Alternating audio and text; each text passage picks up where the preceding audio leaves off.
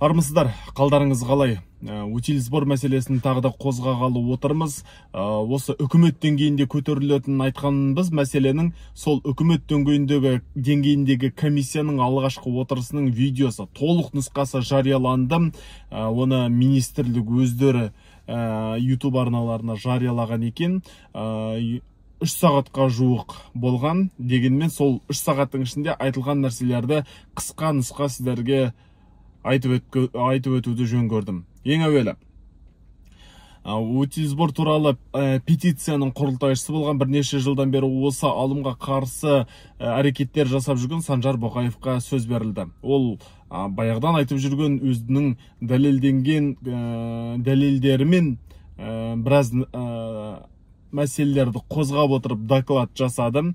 Яғни ескі көліктердің қазіргі көбейіп кеткенін, ескі көліктердің көбейгеннің салдарынан жол көлік оқиғасының көбейіп кеткенін, апаттардың көбейіп кеткенін, және осы утил сбор басталғалы бері экономикаға керісінше зиян келіп жатқан барлығын тәптіштеп айтты, және әр сөзін белгілі статистикамен, сандармен дәлелдеп отырды.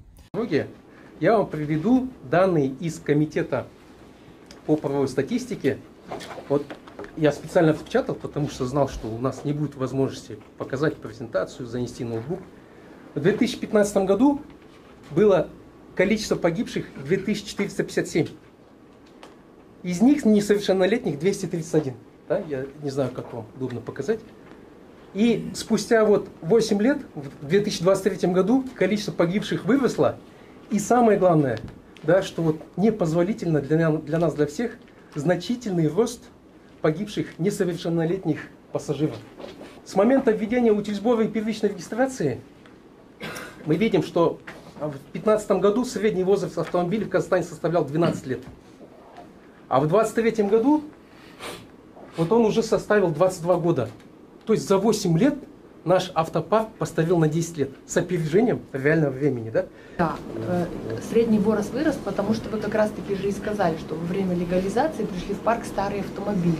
И если посмотреть статистику по парку именно в разрезе автомобилей по годам выпуска, вы бы увидели, что с 2016 года новые автомобили в парке преобладают, и они поступают на рынок в парк.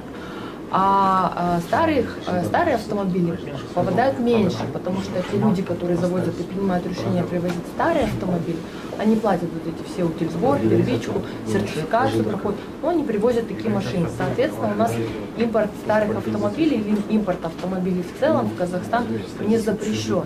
Да, стоит тариф. И у нас тоже есть статистика по 2022 году, сколько именно старых автомобилей зашло в парк в разбивке по годам. И я могу вам их показать, чтобы вы убедились, что именно старые автомобили, старше 20 лет, как раз таки из-за этих нескольких легализаций, которые проходили, они пришли в парк. Ну, то есть я понимаю, что в целом вопросы, допустим, первичной регистрации, утилизационного сбора, они для вас очень сильно актуальны и острые, но в целом обвинять, допустим, автопроизводителей или еще кого-то в том, что парк не растет, или парк растет, или что старые машины преобладают в парке, или все деньги тратятся от утилизационного сбора на автопроизводителей, не совсем корректно. Поэтому хотелось бы поделиться с вами этой информацией, чтобы у вас была более адекватная информация, понятно. Ведь этот утильсбор на сельхозтехнику потом сидит в конечной продукции сельского хозяйства, приводит к удорожанию этой продукции. Кто оплачивает? Мы оплачиваем, казахстанцы. Мы считаем, что на сельхозтехнику и спецтехнику ставки утильсбора должны быть 0. Порядка 80%, на слайдах это показывали наши данные, приобретение техники отечественного производства. Мы говорим только о самоходной технике, трактора, комбайны. И кормоуборочная техника там чуть-чуть захватывает. Так вот, учитывая, что основная доля приобретения именно отечественной техники, то влияние утильсбора мы не наблюдаем на удорожание техники. Дорогая самоходная техника, она идет, это самоходные опрыскиватели, это самоходные кормоуборочные комбайны, это самоходные свеклоуборочные комбайны, различные виды техники, она утильсбором не облагается.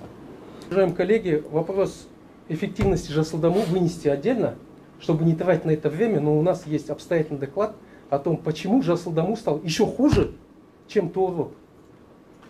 Только на лизинг сельхозтехники, льготный лизинг, по просьбе Союза фермеров Казахстана, Жасылдаму нам выделили порядка 70 миллиардов тенге, да? 65 миллиардов, ну, порядка 70 миллиардов. То есть в 2 раза больше они дали в сектор денег.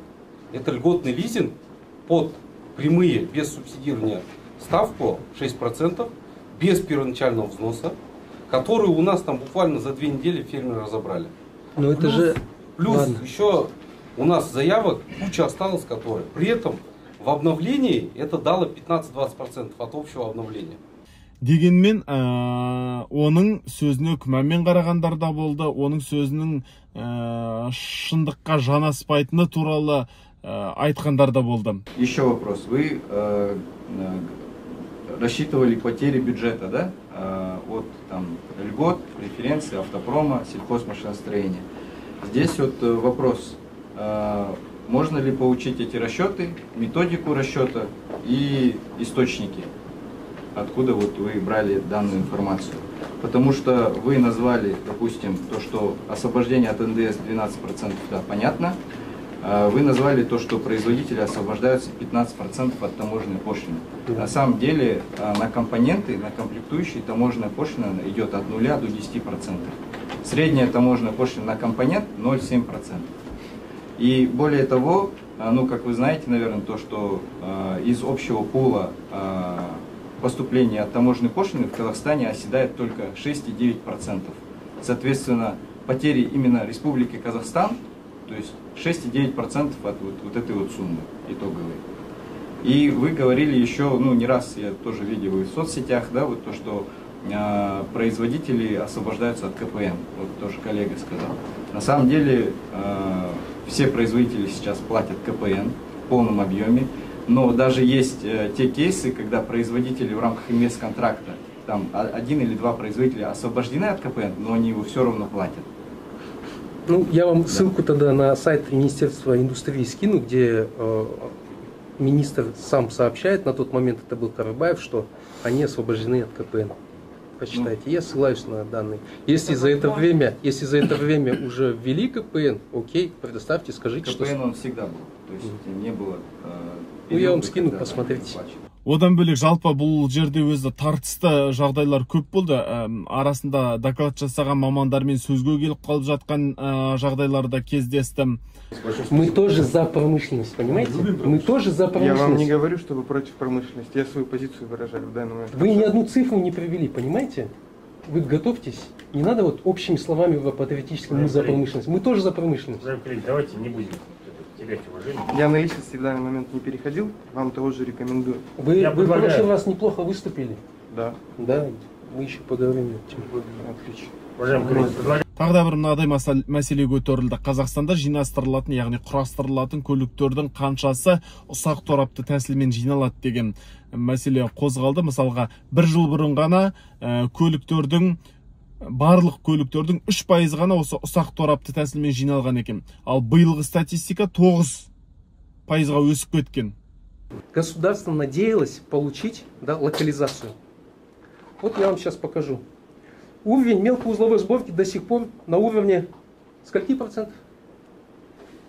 9,7 прошлый год. За 22 год уровень 3%. Уровень 3%, за 23 9,7.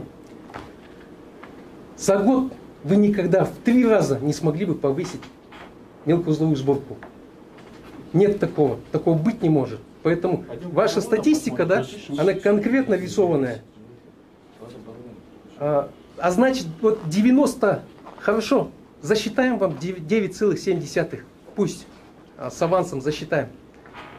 90% тогда автомобилей, завезенных сюда, я вам показывал, может, я уверен, что вы смотрели видео вчера про ВИН-коды. Это автомобили, которые своим ходом вышли из конвейеров за рубежом, Узбекистан, Корея, Китай, вышли за рубежом своим ходом, прошли тест качества, испытания, получили ВИН-код, и их потом отвезли на другое створ, слили жидкости и крупноузловым, так сказать, разобрали. И здесь собрали, и вот за вот этот фокус, да, получили такие привилегии, получили сверхприбыль. Ну, извините меня, что получило государство? Что вы говорите, да, это готовая машина с Узбекистана, да, видели, но ВИН-код присвоится, когда кузов будет готов. Это не так, как вы представляете, что машину собрали, на СТО здесь разобрали, жидкости разлили и заново на САПе собрали. Полностью кузов был готов, да, кузов мы берем, это DKT, крупноузловая сборка, мы ее собираем, ставим свой ВИН-код отдельно. Если вы проверите вторую часть, там вы показываете, что 40 автопром, по нему можете проверить. В тех регламенте написано, если конечный завод выпускает машину, он ставит свой ВИН-код. Да, по кузову вопросов нету. Это был ВИН-код УЗАВТО. Ұсақ торапты, ірі торапты дегеніміз не? Ірі торапты дегеніміз көлік жиналған кезде оның барлық бөлшектері дайын шекарадан қосалқы бөлшек ретінде кіргізіледі де заводқа келіп құрастырылады. Бұл ірі торапты деген сөз. Ал ұсақ торапты дегеніміз кез келген деталін отандық өндірушілердің өндіруі, мысалға орындығын, терезесін, әйнегін, есігін, рөлін, тағы да басқа бір кез келген қосалқы бөлшегі Қазақстанда отандық өнім ретінде өндірілуі тиіс. Бұл жалпы заң жүзінде талап та бар. Өндірген кезде локализацияға, яғни жергілікті өндіріске барынша жағдай жасау керек деген нәрсе заңда да қарастырылған, дегенмен ол әлі орындалып жатқан жоқ дұрыс. Жалпы бұл жиын, бұл отырыс, барлау отырысы деп айтсақ болады, бір-бірінен кімнің қай тарапқа бүйрегінің бұрып тұрғанын, және де кімде қандай ақпарат бар, кімге қандай ақпарат қажет екенін барлау отырысы болды, және де өздеріне қажетті ақпаратты соған жауапты мекемеден, мемлекеттік органнан, статистиканы, басқа мәселелерді сұрап алу үшін жасалған болды. Енді олар сұралған ақпараттарды келесі отырысқа алып келетін болады, алып келуге міндеттелді. Жиынның толық нұсқасында көрулеріңізге болады. Сілтемесін осы видеоның астына қалдырамын. Ал әзірге айтарым осы, амандықта жүздесейік.